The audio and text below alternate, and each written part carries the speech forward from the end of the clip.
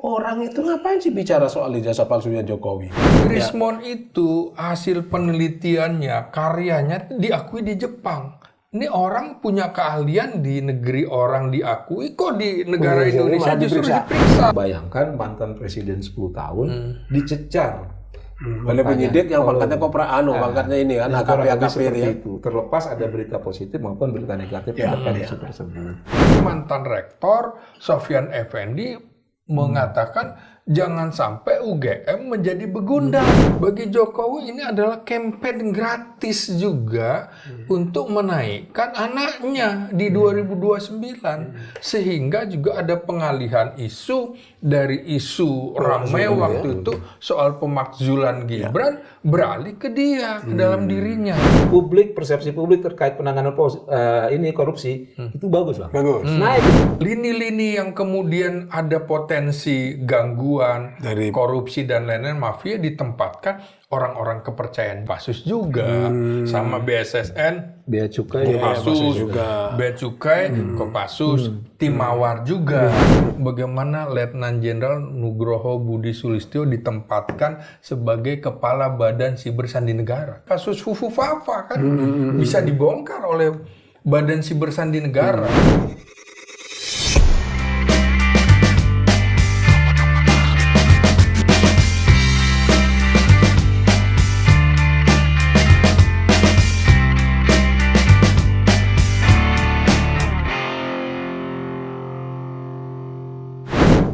Bang Ginting, apa kabar? Alhamdulillah kabar baik. Waduh. Kali ini luar biasa Bang Ginting. Kenapa ya? Ini bajunya itu loh, Gitu ya. bikin iri. Oh gitu. Saya mau beli baju merah putih itu di mana caranya? Nggak tahu saya. Oh, ini dipesan khusus Bang. Oh gitu ya. Oh, dipesan khusus. Adanya cuma di Madura. Oh adanya. Di ujung jembatan Suramadu. Oh belinya di situ ya? Iya, dijual di situ Bang. Karena di Jakarta nggak ada. Di Jakarta agak susah nyarinya Bang. Oh punya berapa? Saya ada 3 Bang. Ada 3.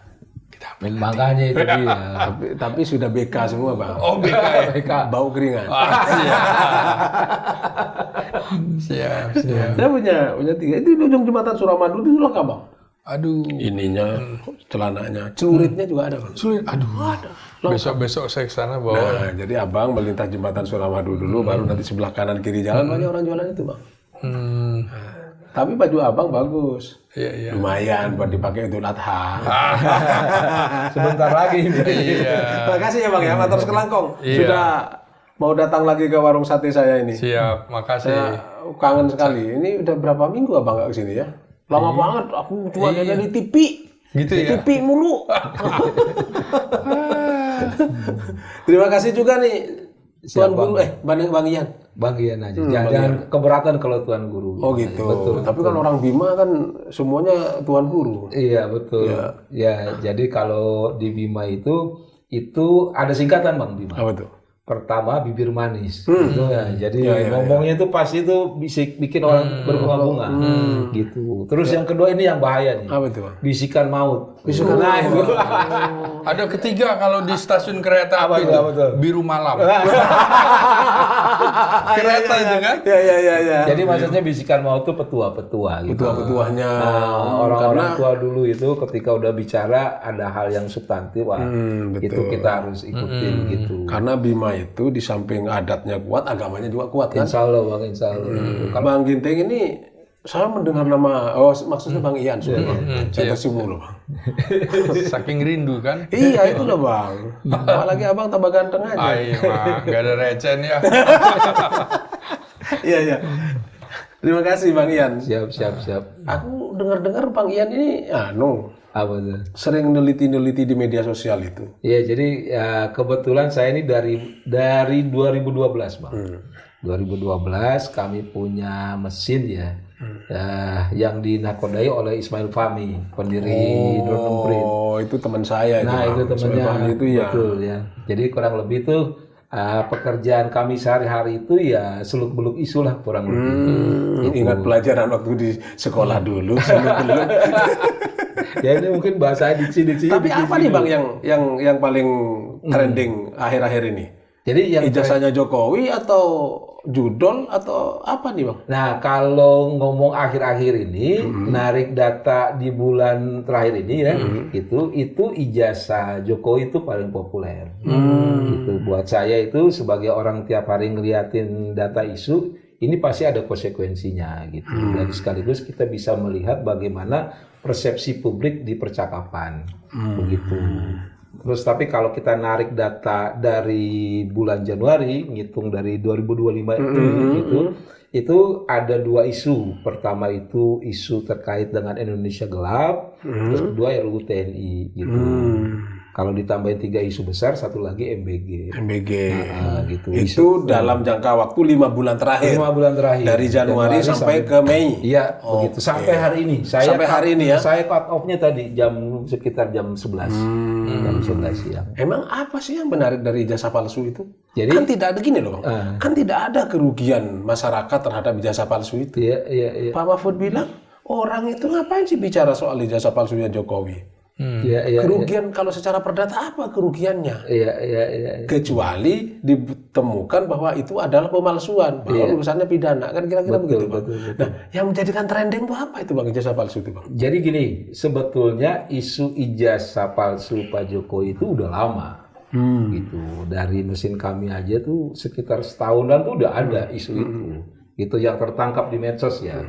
Karena medsos itu kan beragam banyak isu yang muncul tiap hari. Cuma yang menarik di 1 bulan terakhir itu, isunya itu tidak hanya dipercakapkan di medsos, tapi juga diberitakan di media mainstream. Kompas ikut beritakan gitu, terus Detik ikut beritakan, semuanya gitu. Yang punya exposure-nya gede dan kredibilitasnya tinggi media tersebut. Nah, ditandai di awal bulan ini Bang, awal bulan Mei ini, yaitu ketika Pak Jokowi itu hadir di Polda Metro. Dia mengadukan ya orang-orang yang menyebarkan pencemaran nama baik dia terkait dengan ijazah palsu tersebut. Gitu. Nah, visibility-nya mantan presiden yang datang ke Polda Metro Jaya itu menarik. Gitu. Apalagi hanya disambut oleh seorang PM ya. Nah, kalau nggak salah waktu itu saya lihat di TV itu. Siap. Bukan gitu. Petinggi yang bintang-bintang kan yang nyambut kan? Propos. Propos. Propos ya Bang ya? Iya, kalau PM di militer. Oh iya propos. Ada pengamat militer di sana. Dikoreksi. Iya Bang. Iya Bang. Ya maklum. Takut dia. Ya maklum Bang, tukang sate. Terus Bang.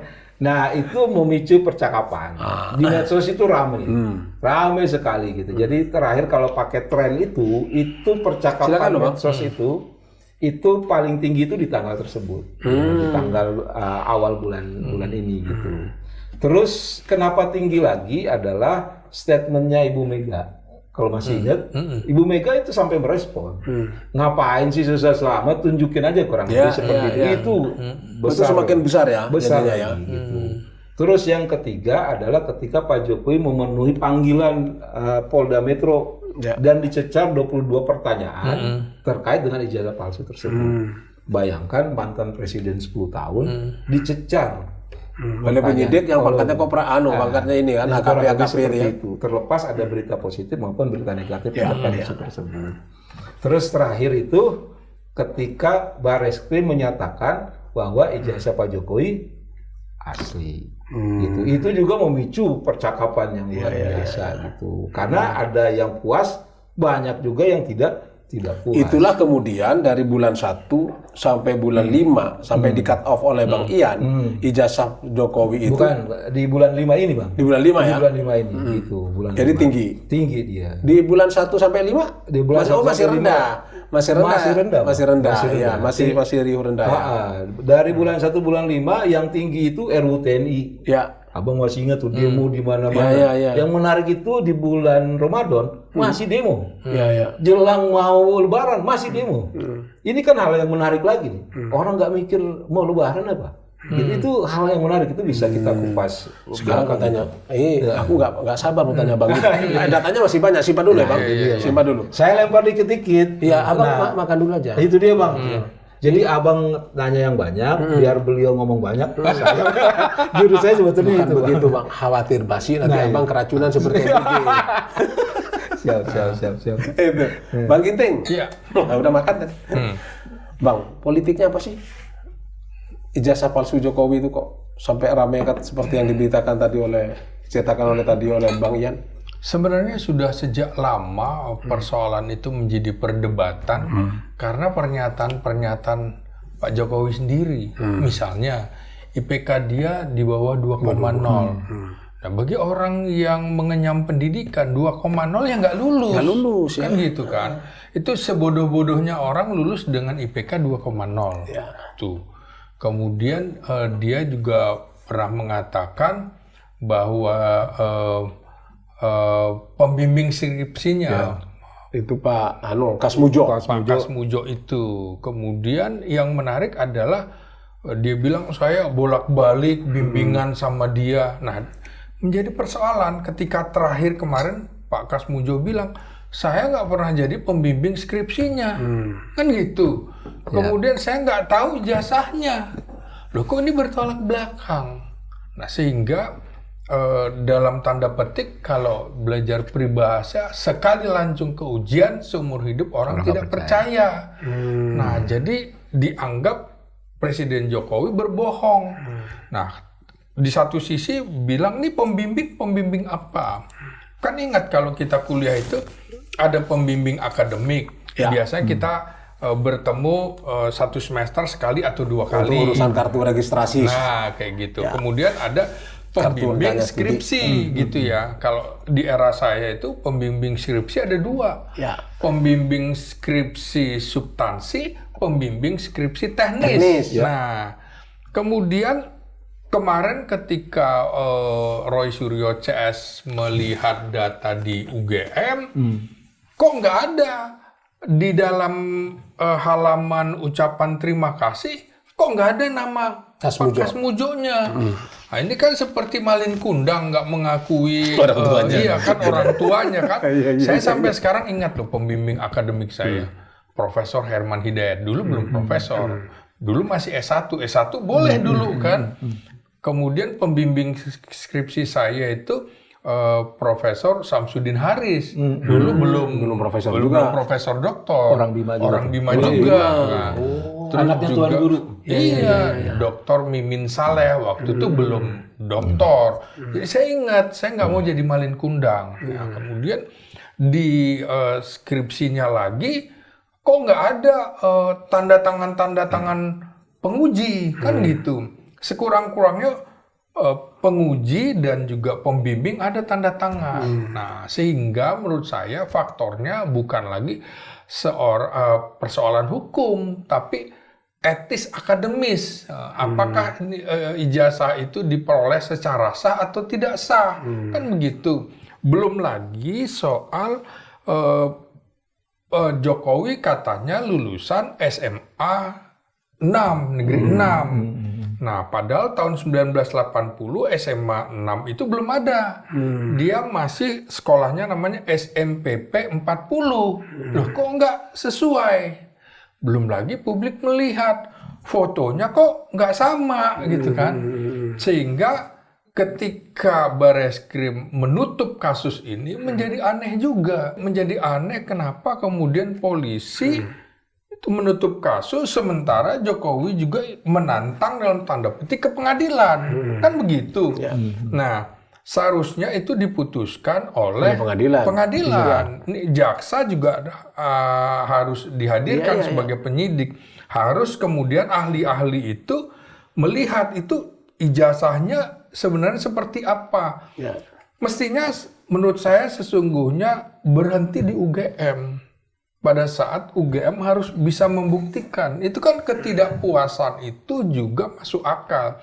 Ketika mantan rektor Sofyan Effendi mengatakan jangan sampai UGM menjadi begundal bagi seseorang yang kemudian ijazahnya menjadi diragukan. Nah, jadi ini bukan lagi masalah palsu atau tidak palsu gitu kan, masalah hukum atau bukan. Jadi terus-menerus orang tidak percaya itu tadi karena merasa dibohongi sejak awal. Sebenarnya kalau dikemukakan kan mudah aja. Semua orang bilang, nih jasaku, kenapa juga nggak menundukkan gitu kan sejak awal UGM-nya. Makanya kemarin ini beberapa hari ini ada mosi tidak percaya dari mahasiswa BEM UGM terhadap rektornya. Ya. Dianggap rektor tidak netral seperti itu. Ini menurut saya kasus akan terus menerus, nggak selesai nih. Gitu. Jadi Bang, kalau Abang lihat ini sesungguhnya tidak ada motif politik kecuali hanya ingin mengungkap kebenaran Roy Suryo dan Dr. Tifa dan kawan-kawan itu ya. Oh pasti kalau saya sebagai pengamat politik pasti ada motif-motif politik, baik dari orang yang meragukan ijazahnya, termasuk bagi Jokowi. Bagi Jokowi ini adalah campaign gratis juga untuk menaikkan anaknya di 2029. Sehingga juga ada pengalihan isu dari isu ramai waktu itu soal pemakzulan Gibran beralih ke dia, ke dalam dirinya. Itu orang politik pasti melihatnya seperti itu. Jadi ada pengalihan isu. Nah, kalau begitu Roy Suryo bagian dari mengalihkan isu dong. Ya, secara sadar ataupun tidak sadar, ya saling memanfaatkan. Artinya, saya tidak bisa mengatakan Roy Suryo salah atau benar dan Jokowi salah atau benar. Saya bukan dalam kapasitas orang hukum, saya bukan orang hukum, tapi saya melihat di sini ada pertarungan politik juga supaya Jokowi selalu spotlight gitu kan. Namanya ada di atas terus, di orang baca oh Jokowi ini segala macam. Di satu sisi misalnya survei juga mengatakan orang nggak percaya kalau ijazah Jokowi palsu sekitar 66%-an. Ya. Di satu survei, ada juga di survei lain sampai 90% yakin ijazahnya Jokowi palsu. Nah ini menurut saya bukan persoalan pertama kali di dunia. Di beberapa negara juga ada diungkap. Diungkap itu setelah yang bersangkutan lengser. Ijazahnya asli apa enggak. Makanya orang berani sekarang mengungkap kasus ini setelah Pak Jokowi lengser. Nah masalahnya seperti itu. Apakah kemudian Bareskrim itu bisa dipercaya atau tidak? Ketika publik sudah tidak percaya, apapun yang dikatakan Bareskrim, orang nggak percaya lagi. Artinya maksud Abang itu ini mestinya berakhir di pengadilan ya. Iya. Untuk menyatakan apakah asli atau palsu. Bukan di Bareskrim yang tiba-tiba langsung menghentikan penyelidikan. Baru pada tahap penyelidikan sudah dihentikan kan? Betul. Dan dinyatakan itu adalah asli. Iya. Padahal yang menyatakan keaslian itu mestinya kan pengadilan. Setelah didatangkan ahli forensik, ada dakwaan dari jaksa dan lain sebagainya kan begitu. Mestinya kan begitu kan, Bang. Saya melihat sebenarnya kalau mau karena ijazah itu produk negara, ya kan, dokumen negara, maka lewat PT-UN. Iya kan, Pengadilan Tata Usaha Negara. Jadi betul enggak? Semua juga boleh memeriksa, jadi bukan cuma forensik ke kepolisian, tapi yang lain. Dilihat, kalau misalnya ya, polisi bilang tutup kasus. Kalau kemudian fotonya ternyata bukan foto Jokowi, apakah kemudian itu identik? Kan susah juga, kan harus dihadirkan ijazah-ijazah yang katanya identik itu yang mana? Harus disamakan. Nah, seperti itu. Ini menurut saya mengganggu jalannya pemerintahan Presiden Prabowo juga. Prabowo nggak suka juga nih. Ini menjadi Karena berisik. Nah, yang berisik apa tuh Bang ya? Dari lintasan percakapan orang-orang di media sosial itu apa sih yang paling tren? Kalau soal ijazah palsunya oke, itu judulnya. Tetapi apa namanya? Noise-nya tuh apa gitu loh. Iya, jadi percakapan-percakapan yang berisik itu apa isinya gitu, jadi Bang Ian? di setiap isu itu ada persentase noise sama voice. Bedanya noise sama voice itu kurang lebih secara singkat, voice itu ada substansinya, baik itu data fakta maupun logika konsepnya gitu. Sedangkan kalau noise itu lebih pada perasaan gitu. Biasanya kami menyebutnya adu bacot lah. Tidak berkesudahan gitu, debat kusir gitu. Nah, yang menarik di ijazahnya Pak Jokowi ini sebetulnya sudah masuk di ranah yang disebut voice, bukan noise. Kenapa? Karena udah masuk di pengadilan. Bukti-bukti dimunculkan gitu. Cuma apakah masih ada noise? Masih. Terutama pada wilayah kelompok loversnya Pak Jokowi maupun sama hatersnya Pak Jokowi begitu. Nah, kami ketika lihat data ini biasanya kami memisahkan mana yang masuk di wilayah substantif, mana masuk di wilayah noise tersebut gitu. Nah, di wilayah substantif ini kecenderungannya memang yang tadi Abang bilang itu banyak kecurigaan dan itu memunculkan terus, termasuk ketika Bareskrim menyatakan bahwa ijazahnya Pak Jokowi ini asli. Abang, gitu. Prosentasenya seberapa besar antara voice dan noise-nya tadi itu? Tetap selalu kalau di medsos itu, apalagi di isu politik, itu noise yang banyak. Noise yang lebih tinggi. Noise yang paling Artinya bahwa pengguna media sosial itu lebih suka yang berisik, lebih suka ikut-ikutan daripada bicara substansinya gitu ya, kira-kira begitu ya? Bukan lebih suka, karena memang kecenderungan medsos itu kan bahasa tutur Bang, bahasa perasaan. Gitu. Nah, makanya saat ini apa sih yang dibutuhkan oleh orang-orang medsos? Orang yang berpikir atau mention kalimat-kalimat substantif. Makanya ini saya tadi di depan udah ngomong, saya suka sama Pak Mahfud tuh begitu. Itu satu aja yang saya suka dari Pak Mahfud. Pak Mahfud tuh berani ngomong hal yang sifatnya substantif, walaupun pasti dia diserang kanan kiri karena ngomongin contoh yang paling gampang gini. RUU TNI ketika isunya tinggi menolak RUU TNI, Pak Mahfud dengan bilang ngomong ini RUU TNI nggak apa-apa kok. Gitu. Itu serangan ke Pak Mahfud tuh ada gitu. Pak Mahfud itu Bang, kalau dalam bahasa santri orang anak teman-teman Bima itu kulil haqqo walau kana murran. Berbicara yang benar meskipun itu pahit. Amin. Gitu. Iya. Nah, Bang Ginting, tadi kan Abang bicara Prabowo terganggu. Terganggu juga nih dengan isu ijazah palsunya Jokowi. Nah, setelah ijazah palsu Jokowi, tiba-tiba muncul judul diusut Bang. Yang selama ini pernah kita bicarakan itu ini gak bakalan nyampe ke Budi Ari. Nyampe juga Bang. Ini apa bagian dari kerangka ketergangguan Prabowo terhadap Jokowi itu gimana nih Bang? Kalau dari penelitiannya, dari temuannya Bang Ian nih yang saya kemarin dapat ada Bang orang makan di sini juga cerita Bang itu. Bahwa judul itu agak tinggi gitu juga dibicarakan tuh. Terutama setelah Budi Ari ini kan di 1 bulan terakhir izin Bang, itu nomor 2. Nomor 2 paling tinggi. Sayang itu. Apa bagian dari itu Bang? Kok tiba-tiba kemudian ini Bang? Ini kan dampaknya luar biasa ya dari sisi ekonomi, dari sisi sosial, dari sisi budaya, dari sisi pendidikan. Itu banyak sekali. Bahkan sampai berujung sisi politik, saling tuding kan. Kemarin misalnya Budi Ari digebrak di dalam rapat kerja dengan DPR karena diduga menuding partai yang bermitra dengan judul, yaitu PDIP. Nah ini kan sekarang Budi Ari diadukan. Nah seperti itu. Publik juga melihat begini, jangan sampai elit yang menikmati judul itu artinya menikmati di atas penderitaan rakyat. Karena judul itu jelas menyengsarakan rakyat. Ini kan berkelindan dengan judul ya pinjol. Ya pinjaman online, judul online. Apa enggak benjol itu kan? Gitu kan.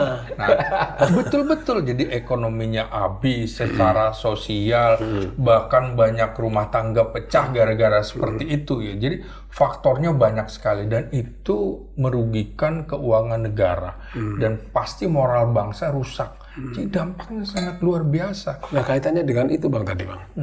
Ini memang Prabowo menginginkan seperti itu karena dia berisik. Dia tidak senang dengan Jokowi yang dia kemudian seakan-akan dia mendapatkan panggung dari jasa palsunya itu. Lalu kemudian ini disikat si Budi Ari. Ya meskipun dia memang sih kalau menggunakan asas praduga tidak bersalah ya kita menduga bahwa dia bersalah atau tidak bersalah kan seperti itu kan Bang. Apakah itu mungkin frame politiknya Bang? Jadi gini, sebenarnya Prabowo sudah punya senjata untuk membuktikan orang ini ikut bermain dalam judi online apa enggak. Ingat enggak bagaimana Letnan Jenderal Nugroho Budi Sulistyo ditempatkan sebagai Kepala Badan Siber Sandi Negara. Online kan, cyber kan, dia bisa buka itu. Lo bisa berkilah macam-macam, lo bisa berbohong kayak apapun. Tapi gue punya anak buah, datanya ada dengan dia. Anda mengelak boleh, silahkan. Itu juga bisa. Sampai dengan kasus Fufu Fafa kan bisa dibongkar oleh Badan Siber Sandi Negara. Jadi Prabowo itu sudah sedang melakukan konsolidasi di tempat-tempat yang kira-kira orang berkilah. Nah, coba kasus ijazah ya. Ijazah larinya kemana? Ijazah larinya ke Kementerian Pendidikan dan Kebudayaan. Kan begitu ya? Nah sekarang sudah ditangkap 2 orang staf khusus Menteri Pendidikan, anak buah Nadiem kan. Nah seperti itu, ijazah kan dari situ. Nanti juga makanya ketika UGM, ini menurut saya UGM itu harus betul-betul jujur soal ijazah ini. Mestinya kan seperti saya bilang harusnya diselesaikan di sini, bukan asli atau tidak di Bareskrim, di kepolisian. Ijazahnya di sekolah harusnya. Tinggal bukti semua orang ragu, udah selesai. Harusnya dari kapan-kapan selesai gitu. Masing-masing menyerahkan itu selesai. Itu saya tahu maksudnya Abang. Artinya Bareskrim mestinya periksa dulu orang UGM gitu ya? Bukan. Nggak perlu sampai Bareskrim, di UGM aja selesai. Nah, masalahnya kan ini laporannya ke Bareskrim, Bang. Iya. Itu sudah memberikan mandat. Kita laporan itu kan memberikan mandat supaya polisi menyidik. Kan begitu, Bang. Nah, jadi sebenarnya semuanya punya data, saya kira. Prabowo juga sudah tahu itu asli atau tidak asli, gitu kan. Nah, ini palsu atau tidak palsu menurut saya Presiden punya perangkat untuk bisa membuktikan itu. Tapi menurut saya sepertinya dalam tanda petik membiarkan seperti apa supaya semuanya menguji kebenaran. Kasus Rismon ini ya, Rismon itu hasil penelitiannya, karyanya diakui di Jepang. Nah dia juga harusnya dilibatkan untuk membuktikan itu, bukan kemudian menjadi orang yang diperiksa atau terperiksa gitu. Nah, makanya dunia internasional juga melihat loh, ini orang punya keahlian di negeri orang diakui, kok di negara Indonesia justru diperiksa. Nah, itu kan jadi masalah. Iya, jadi lucu. Jadi, kita kok jadi bicara yang gimana ya soal ijazah itu gitu ya. Nanti jadi begini, Mas. Anda di stop oleh polisi. Ya. Polisi minta SIM Anda. Terus Anda bilang, Anda kasih itu fotokopinya. Nanti kata polisi palsu. Nah, terus Anda bilang lagi, Anda buktikan kalau SIM saya palsu, kan ribet gitu loh. Ini kan jadi contoh. Langsung tunjukin aja nih SIM tunjukkan selesai gitu loh. Kalau enggak, misal ketinggalan di rumah. Oke. Anda datang ke kantor polisi atau apa, besok bawa SIM yang asli. Sekarang STNK-nya saya tilang dulu gitu. Iya, kan gitu sebenarnya. Nah, Bang Ian, dari judul itu Bang, kan agak tinggi juga sih kalau menurut laporan temuannya Bang Ian. Itu apa sih substansi yang dibicarakan oleh teman-teman di media sosial itu soal judul itu? Jadi gini, judul sendiri juga tuh isunya udah lama. Kami juga sempat berapa kali rilis terkait dengan judul, terutama terkait dampak. Ya tadi yang Abang bilang tadi itu ada yang orang sampai gantung diri, cerai dan sebagainya. Kesehatan mental itu kan. Dan itu luar biasa. Di TNI Polri banyak Bang yang terkena dampak dari judul itu sampai ke semua lini tuh kita yang itu ada yang dibakar oleh istrinya di Mojokerto kan? Iya. Polisi itu kan? Polisi. Istrinya Polwan, suaminya polisi dibakar karena uangnya dibuat judi online. Gitu. Artinya gini, di media sosial isu judul itu nggak akan pernah selesai. Dan itu polanya banyak yang cry for help, minta tolong Pak gitu loh. Dan memention presiden sebelumnya Pak Jokowi dan Pak Prabowo sekarang tetap itu konsisten. @Prabowo, @Jokowi. Saya yakin tanya aja sama tim komunikasinya yang bagian pemantauan itu. Isu judul itu banyak masuk ke mereka. Problemnya ini kan apakah mau dituntaskan apa enggak? Gitu. Nah, ketika ada fenomena Pak Budi Ari yang diduga terlibat, itu publik itu tertarik lagi, kemudian naik lagi gitu.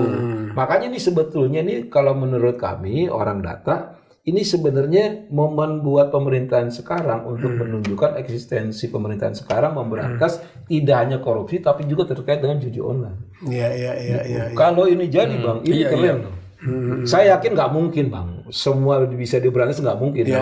Tapi minimal adalah efek jerak atau nunjukin gitu bahwa pemerintah bekerja. Masalahnya pemutus akses judi online itu kan Kementerian Komunikasi. Loh itu yang terlibat. Gimana coba? Itu dia. Ya kan? Gitu. Sama mereka yang menikmati setorannya. Nah makanya itu jadi babaliutnya di situ kan. Iya. Jadi benar kalau Bang Ginting bilang ini sebetulnya menari di atas penderitaan orang lain. Mirip lagu dangdut, Bang. Menari di atas coba. Gimana. Refnya aja dah, refnya. Jadi gini Bang, sorry saya terusin. Nih saya ngelihat ada dua isu yang sebetulnya kalau pemerintah gercep gitu kelihatan visibility-nya bekerja gitu. Ini akan menimbulkan respon positif di publik. Pertama itu penanganan korupsi, kedua judul. Nah, hari ini saya baca survei indikator politik, persepsi publik terkait penanganan korupsi itu bagus, Bang. Bagus. Naik itu. Iya, jadi 55%. Artinya publik percaya pada Prabowo. Gitu. Nah, kalau judul ini juga diberantas atau kelihatanlah aksi konkretnya gitu. Saya yakin nanti persepsi publik terhadap pemerintahan sekarang juga akan tambah lebih baik. Nah, ini yang menarik kan gini nih Bang. Ternyata pemberantasan pengusutan kasus judol yang kemudian yang terakhir ini menyasar ke Budi Ari itu kan ditangani oleh kejaksaan. Saya sih melihat beberapa kali kasus gede itu kan ditangani oleh kejaksaan. Tukang sate jago banget itu dia. Ngeri saya. Zaman sekarang. Gue nggak percaya. Iya. Saya tadi itu makan cuma berani satu Bang. Ngeri ini. Belum bahaya. Belum berani makan. Nah, iya. Kita nih dengerin omongannya orang makan di sini siap. Bang. Oh iya gitu kan. Saya kan nguping aja. Siap. Tadi sampai di mana lupa. Larinya ke kejaksaan.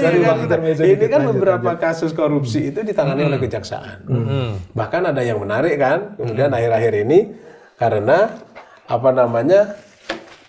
tiba-tiba Panglima mengeluarkan surat perintah untuk menjaga kejaksaan. Ini kan menarik. Ini tidak ada di dalam tradisi penegakan hukum tradisi penegakan hukum selama ini bahwa kejaksaan dijaga oleh TNI. Nah, yang ingin saya tanyakan Bang, ini apakah memang Prabowo itu sekarang sudah tidak percaya polisi? Kan kasus-kasus begini kan selama ini judul kan ditangani polisi kan Bang Ian ya? Betul.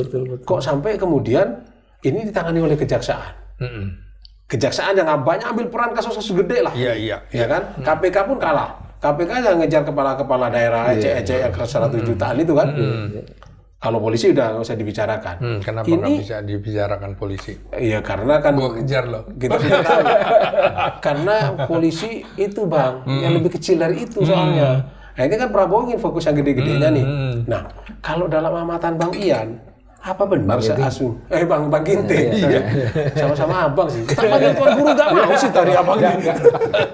Saya harus dapat sertifikat dulu Bang. Dan itu harus asli. Dalam amatan Bang Ginting, itu memang benar Prabowo sudah nggak percaya pada polisi karena polisi ditengarai di belakangnya. Ini kan masih produknya Jokowi.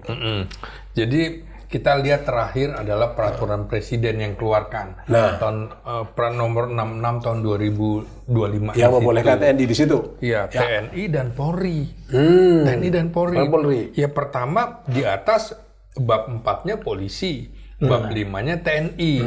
Nah, kemudian mengapa lompat ke bab 5 melewati bab 4? Itu kan menarik kan? Jadi menurut saya Prabowo sedang menggunakan kewenangannya sebagai presiden yang posisinya sebagai kepala negara, bukan sekedar kepala pemerintahan. Nah, TNI, kepolisian, dan kejaksaan di dalam Undang-Undang Dasar itu adalah alat negara. Nah, di pasal 30 ayat 4-nya kan bicara tentang kepolisian sebagai alat negara.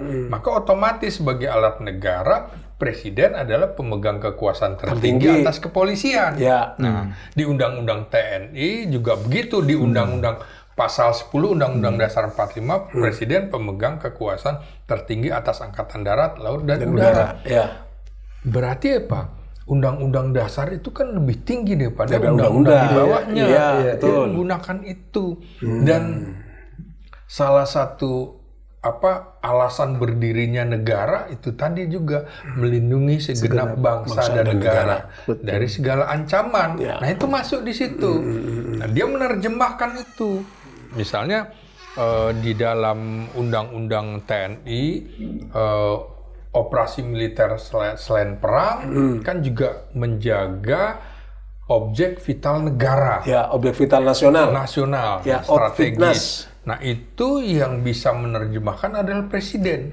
Artinya presiden menerjemahkan Kejaksaan Agung sebagai objek vital strategis nasional yang harus dijaga. Nah, jadi mau dicari-cari kesalahannya, dia ambil konstitusi, ada payung hukum. Jadi dia melihat bahwa memang sekarang mungkin ada situasi Presiden Prabowo ingin mengembalikan Kejaksaan Agung sebagai penegak hukum yang menangani masalah korupsi.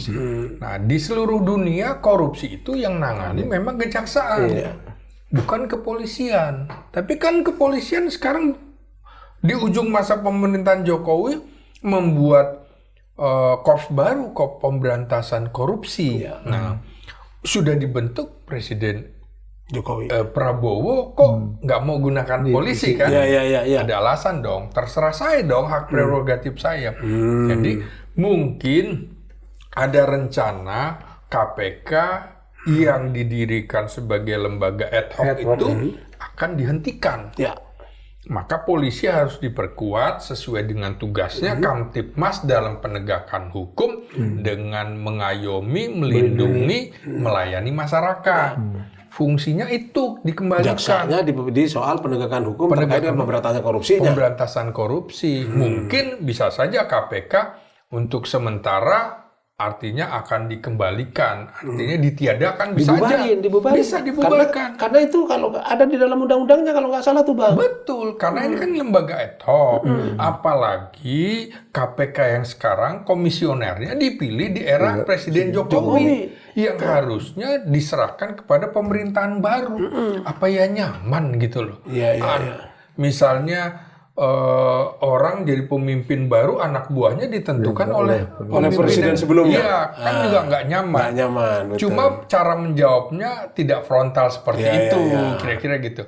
Jadi Prabowo kelihatannya nggak ingin frontal dengan Jokowi, tapi cara cantik seperti itu, menggunakan Kejaksaan Agung. Apalagi kan ada kasus ketika menangani kasus timah, ya kan?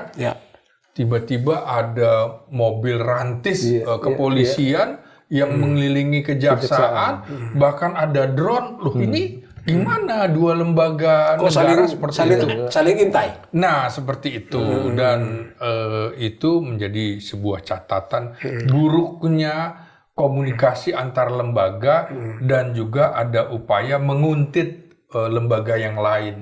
Kebetulan oleh kepolisian. Dan tidak tuntas, tidak ada yang dihukum.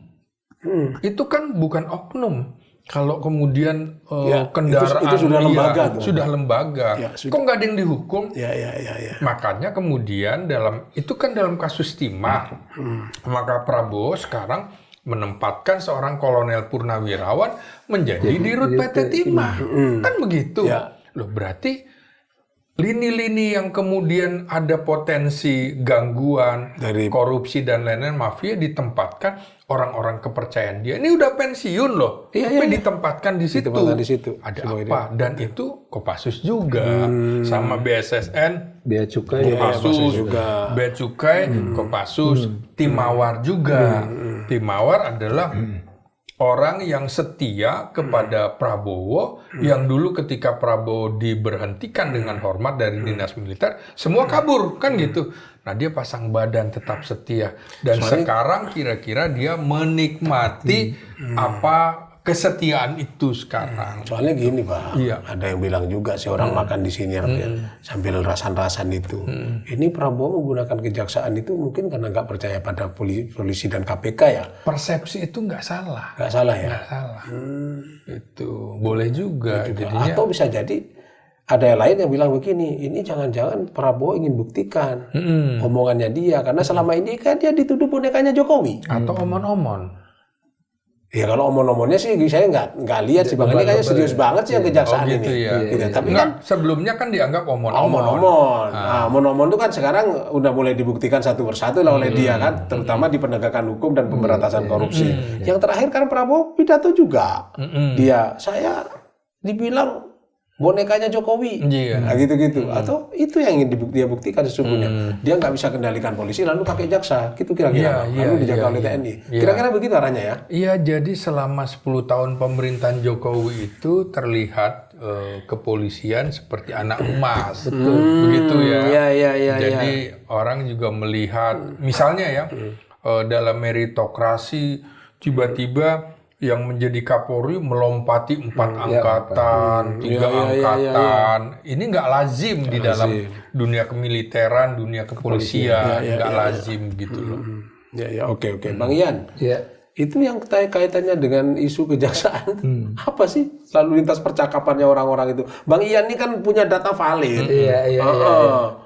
Jadi yang menarik itu sebetulnya isu TNI jaga kejaksaan itu kalah pamornya dibanding isu ijazah palsunya Jokowi. Judi online terus MBG gitu. Kami menilai ini sebetulnya isu elit. Buat isi formi buat publiknya nggak langsung. Iya, beda dengan judul. Judul itu ketika lihat, wah tetangga saya ngalamin, ya dia ada nilai evokatif, tergugah dia untuk ikut ngomong. Nah TNI kejaksaan ini kayak semacam ya orang nonton aja, menikmati pertempuran sesama elit itu, gitu. Cuma tadi ada hal yang menarik itu terkait dengan Prabowo dan TNI. Kami jadi ingat itu awal-awal Pak Prabowo ketika beliau jadi presiden, sentimen positif yang tinggi adalah pada saat, ingat gak Bang, parade senja. Pada saat retreat itu, hujan-hujan itu. Wah itu fenomenal banget. Itu positif buat presiden, positif juga buat TNI. Begitu. Kami ya sebagai orang data medsos ya, ini kayak menduga-duga di awal ini. Ini kayaknya Bapak ini nih arahnya adalah arah ke situ. Dalam artian TNI sebagai backbone, tulang punggungnya beliau gitu, untuk menjalankan roda pemerintahan. Terus kita cek ke sini udah mulai kelihatan itu.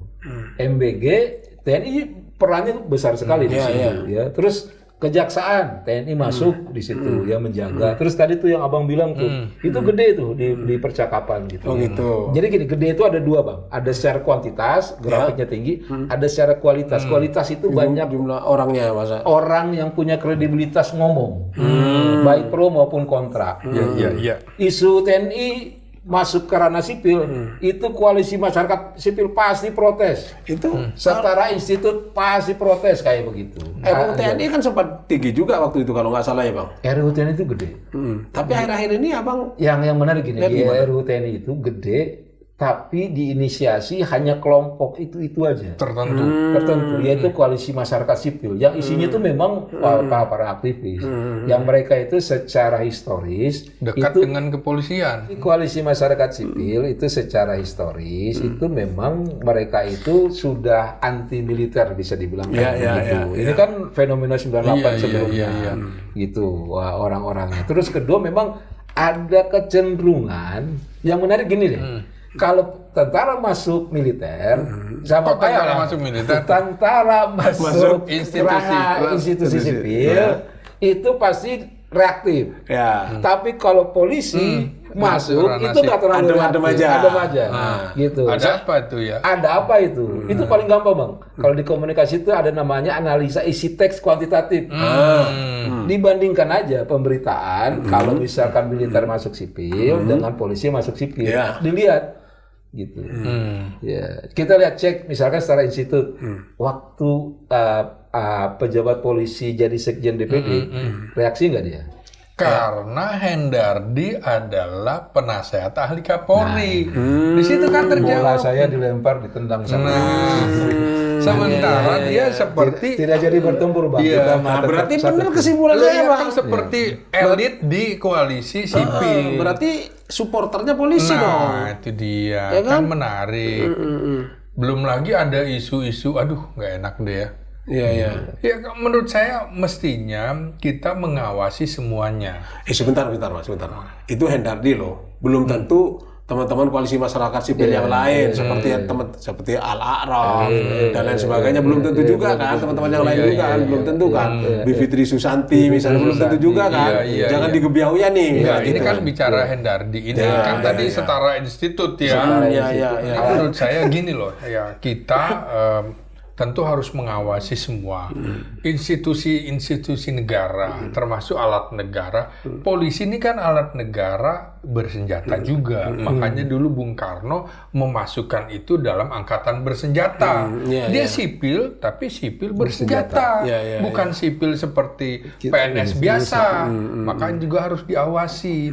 Dan harus juga mencantumkan lembaga sipil, kementerian dan lembaga yang bisa dimasuki. Dan di dalam undang-undang polisi kan harusnya pensiun, ini kan nggak pensiun. Iya. Kalau TNI pensiun kan? Pensiun. Di lembaga yang sudah dicantumkan ada 16 lembaga atau 14 lembaga yang terkait dengan bidang pertahanan keamanan. Polisi kan tidak. Jadi harus kita awasi semuanya, jangan kemudian kesini keras, kesini lunak, gitu. Jadi awasi aja semua. Berarti jangan sampai juga TNI bablas seperti era Orde Baru gitu. Betul. Berarti ini ada kemungkinan Prabowo ngusulin revisi Undang-Undang Polri biar sama dengan TNI kira-kira gitu ya. Bahwa pejabat Polri yang ingin masuk ke sipil harus pensiun. Di Undang-Undang Polisinya juga udah ada. Kenapa nggak diterapkan? Kenapa dilanggar? Nah itu dia. Waduh, gitu. Bang. Sudah ada harus pensiun gitu. Ini kok nggak pensiun? Kenapa? Contoh ya. TNI yang menjadi PLT atau PJ gubernur atau wali kota dan bupati pensiun. Polisi kan enggak. Iya.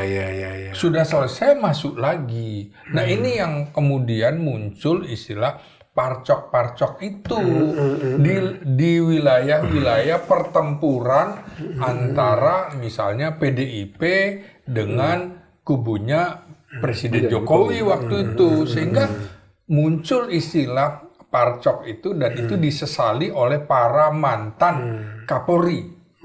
Seperti itu. Jadi dia tidak ingin kok lembaga saya jadi dihina seperti itu dan penghinanya adalah orang yang aktif sekarang.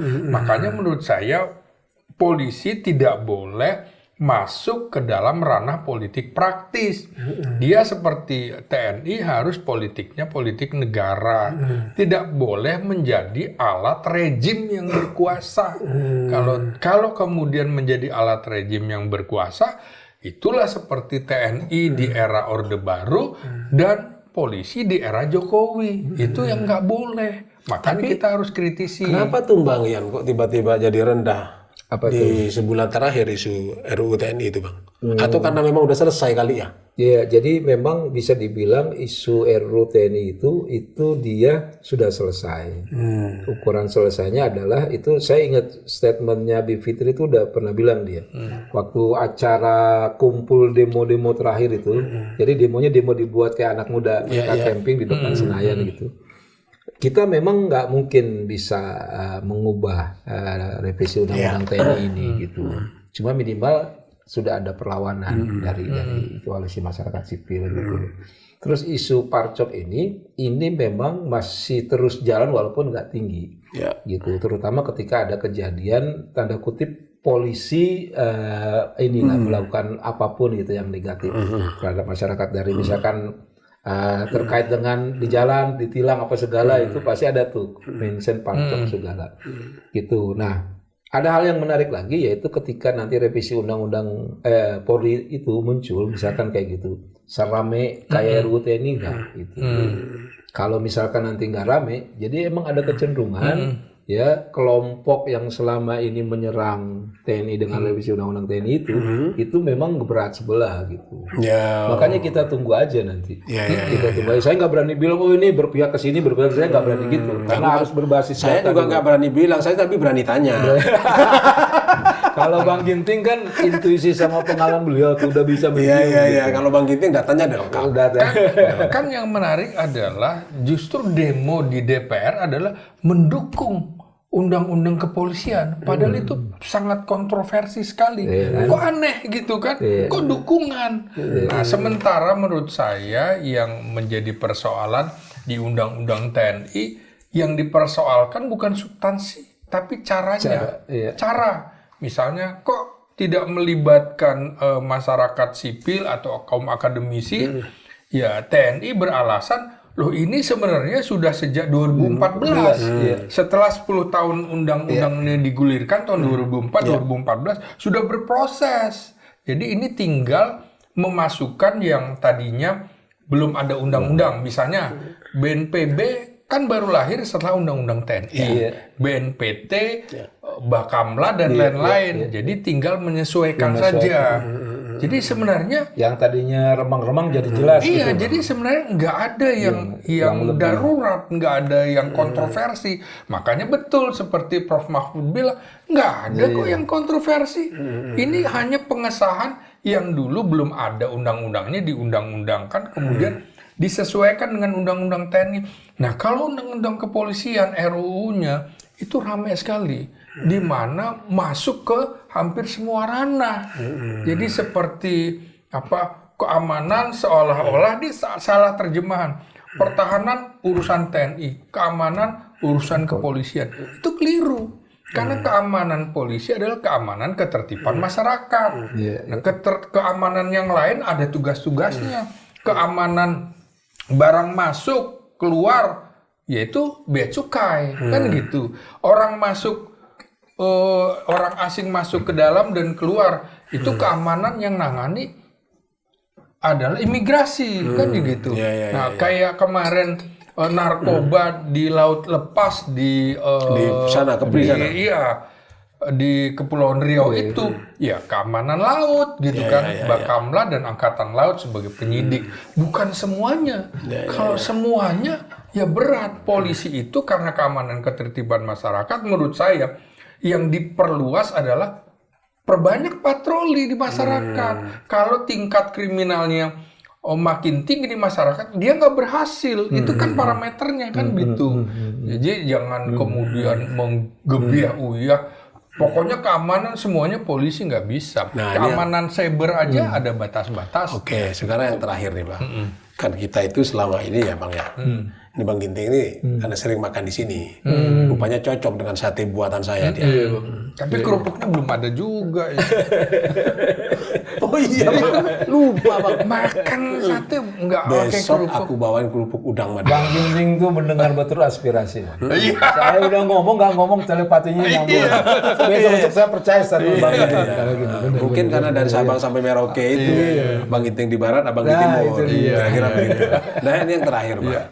Kan kita itu sering bicara bilang Prabowo itu ya omon-omon lah gitu kan. Tetapi kan semakin kesini semakin kita lihat pembuktiannya, terutama dalam penegakan hukum dan pemberantasan korupsi, ada keseriusan dan sebagainya. Itu kan kita pernah juga bahas ini apa sih buat strategi bagi Prabowo atau apa gitu. Nah ini apakah sesungguhnya Prabowo itu memang dia punya sikap voice lah istilahnya kalau menurut Bang Ginting ya, Bang Ian ya, keliru terus sih Bang. Iya nggak apa-apa. Apa Bang duduk sini dulu. Bang, menurut istilahnya Bang Ian itu apakah ini adalah voice, Prabowo punya voice, biarkan noise berbicara apa saja aku nggak hiraukan, ya kan? Seperti istilah yang dulu sering kita ungkap, anjing menggonggong tapi kafilah tetap berlalu. Apa begitu mungkin ya? Kalau begitu kan berarti kan bagus tuh. Bang Ginting nanti kan bisa lihat nih, karena kan beliau ini kan TNI kan. Bang Ginting juga pengamat TNI. Itu apa kira-kira begitu? Udah nih sikapku. Itu apalagi dia kan sudah 20 tahun menyimpan angan-angannya untuk perbaikan Indonesia ini melalui jabatan dia sebagai presiden. Lalu inilah saatnya aku menerapkan. Peduli amat kau mau ngomong apa. Ini sikapku. Apa kira-kira begitu tuh Bang? Kaitannya dengan media sosial yang Abang sering teliti-teliti itu. Nah, gimana tuh Bang? Saya menduga iya. Kenapa? Karena gini, pada saat Pak Prabowo itu muncul menjadi presiden, kalau kita compare dengan kemunculan Pak Jokowi dulu jadi presiden, itu ada dua hal yang berbeda di medsos. Yaitu pada saat Pak Jokowi dulu jadi presiden di awal, itu muncul Bang namanya influencer. penjaga komunikasi dan opininya Pak Jokowi. Kami dulu menilainya wajar karena beliau berangkat, kekuatan beliau bukan di partai kan, tanda kutip numpang di PDIP.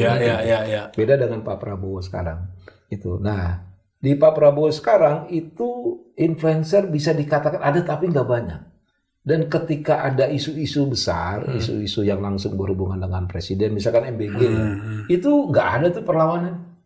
Kami dulu pikir ini pemerintah nggak dengar atau apa gitu. Setelah kami lihat, kami cek begitu dengan konsistensi. Dia nggak punya buzzer. Memang relatif nggak ada buzzer. Ada tapi tidak signifikan lah. Bohong kalau misalkan nggak ada sama sekali. Ya, bisa dibilang adalah pemerintahan saat ini nggak terlalu mendengar itu. Dan pemerintahan saat ini ngelihat betul kayaknya mana omongan yang substantif, mana omongan yang omong-omong itu sendiri. Omong-omong itu ya. Oke. Gitu. Dan saya lihat wajar. Kenapa? Karena tadi yang Abang bilang tadi, 20 tahun timnya mereka tuh di luar kekuasaan. Yang selama ini posisinya adalah penyerang begitu.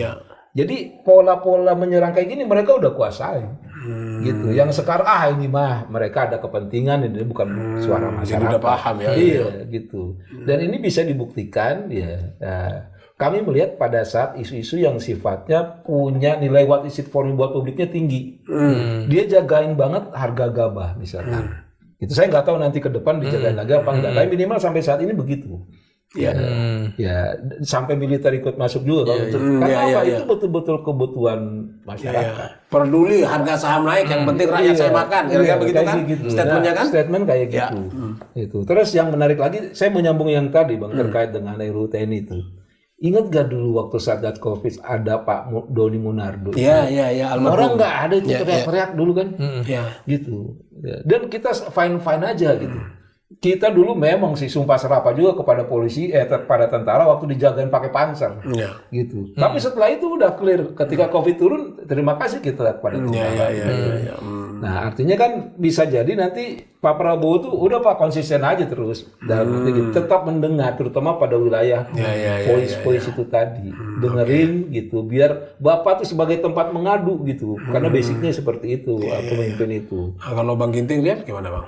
Iya, sama kalau kasus COVID itu ternyata ketika orang membuka lagi di dunia lain, belahan dunia lain, sama yang memimpin pemberantasan COVID di Amerika, di Rusia, sama-sama militer.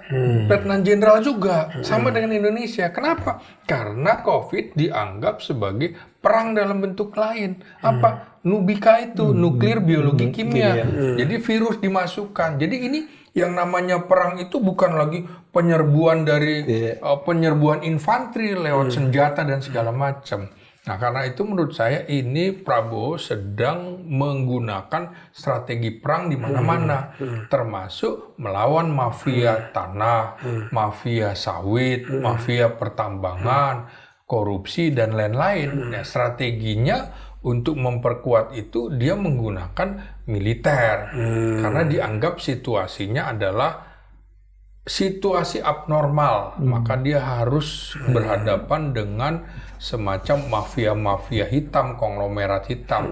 Tapi kita tetap mengingatkan ini harus ada batasnya loh, ada batas masanya. Misalnya ketika Pak Nasution menumpas PKI itu diganti semua oleh TNI hanya 2 tahun saja, setelah itu dikembalikan. DITI juga, maka ini juga gitu. Kalau sudah normal, maka Dirjen Bea Cukai ya diambil juga dari orang-orangnya Bea Cukai, Timah juga begitu, yang lain juga gitu. Selesai juga di kejaksaan, kalau sudah aman, ya polisinya barangkali bisa turut menjaga. Ini kan suasana psikologis antar kejaksaan dan kepolisian belum clear. Nah, menurut saya situasi ini dibaca Prabowo harus ada jalan ekstrim. Maka seperti itu. Oke. Sesar lah ya. Oke, terima kasih kalau gitu. Bang Ginting, Bang Ian. Siap, makasih Bang. Luar biasa, aku puas hari ini bincang-bincang itu. Sampai saatnya nggak kemakan, Bang. Oh iya, makanya. Nggak kemakan, tolong nanti dihabisin, Bang. Sop. Kalau tidak, oh iya sop. Jun, kamu ini loh. Minggu depan. Maksud Ini saya jangan Bang, nomor-nomor habisin doang. gitu, Iya. Bang. Satenya dihabisin Bang, ini kru-kru ngincer tuh sate itu Bang. Besok kesini nggak ada sopnya. Balik kanan. Balik Balik kanan. kanan kita, Bang. Balik kanan kita, Bang. Iya. Ini kok ngancem ya? Iya, Bang. Pembeli ngancem. Besok ada sop dan kerupuk Bang, Wah. tapi tidak ada sate. Oh ya gitu ya. Iya, sekali lagi terima kasih Bang Ginting, Bang Ian. Iya, Bang Ian, kalau ada data-data lagi kita ngobrol di sini lagi sama Bang Ginting nanti, asik. Iya. Karena kan Bang Ian ini kan amatin gali data, gini percakapan orang, ada noise, ada voice, Iya, gitu. Yang penting nggak ada Noel kan. Nah, itu. Itu Bang Ginting, terima Siap, kasih sudah siap. pulas, panjang lebar ini luar biasa. Tapi yang bisa saya simpulkan yang terakhir itu, rupanya husnudon semua terhadap Prabowo. Positive thinking semua. Kita harus memberikan kesempatan semua. Iya, Ada iya. batas gitu. Artinya mendukung bukan mendukung tanpa reservo, mendukung tanpa harus dengan catatan-catatan untuk kebaikan bangsa dan negara. Setuju, Saya Bang. kira Setuju, Bang. Soalnya kalau negaranya bagus, stabil, sate saya semakin laris. Itu aja, Bang. Kepentingan saya nggak punya kepentingan apa-apa, Bang. Kecuali sate semakin laris, gitu aja. Oke, terima kasih Bang Ian. Para pemirsa, terima kasih sudah menonton tayangan Sate Demokrasi ini.